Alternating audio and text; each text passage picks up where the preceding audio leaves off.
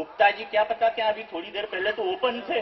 अच्छा, अब फिर गुप्त हो गए, फिर ओपन हो गए, ये काम चलते रहता है। तो मित्रों, ये होली का कवि सम्मेलन है और ये सोना जवाहरात व्यापारी एसोसिएशन के लोगों ने सजाया है। अच्छा, इनमें और कवियों में कोई अंतर नहीं।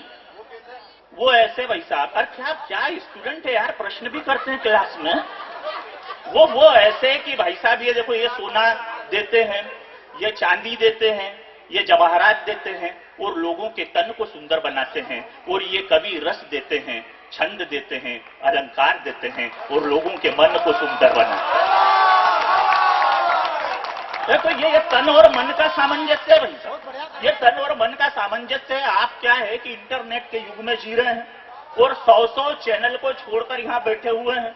अच्छा, 100 चैनल पर क्या है कि रात को 12-12 बजे तक तो वो भाई एकता कपूर के सीरियल आते हैं, वो आपको सोने नहीं देते।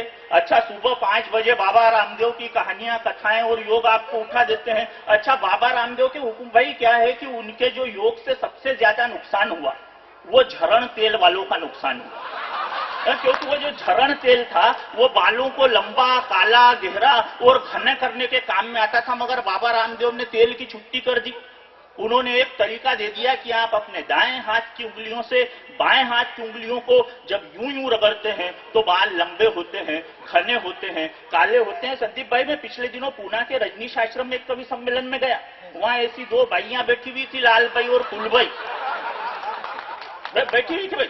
अरे 2 महिलाएं बैठी थी। वो उन्होंने क्या किया था, अरे भाई साहब सुनो तो सही यार, बात आगे नहीं बढ़ रही और अभी से आप उनकी सहानुभूति लेने को तुल लो।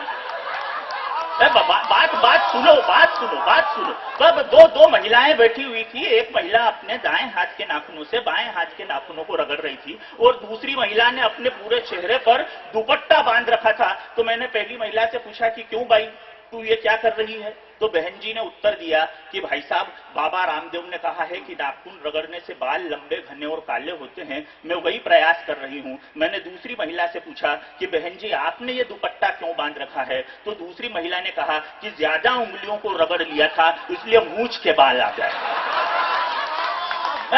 ये हुकुम भाई हंसने खिलखिलाने का मौसम, ये मस्ताने का मौसम है, यह आनंद लेने का मौसम है। आप अपनी खुशी का संकेत ताली बजाकर देते हुए इस तरह के कार्यक्रम की शुरुआत करें। मैं अपनी सारी टीम का परिचय देना चाहूंगा। इधर से शुरू करूं, उधर से शुरू करता हूं। अच्छा, उधर वो जो बैठी हुई है आदरणीय बहन जी, वो महेश्वर से हमारे बीच आई।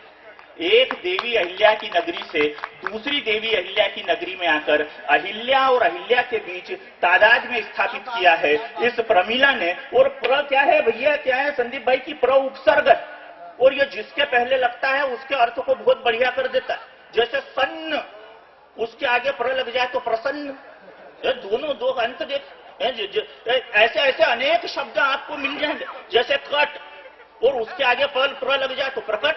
मगर ये मिला ऐसी है जो अपनी शहद जैसी मुलाकात को प्रेम के माध्यम से अभिव्यक्त करती है। इसलिए हिंदी साहित्य का प्रमीला शब्द इसने अख्तियार किया है। आप महेश्वर से पधारी हुई प्रमीला का स्वागत करें, अभिनंदन करें। उसके साइड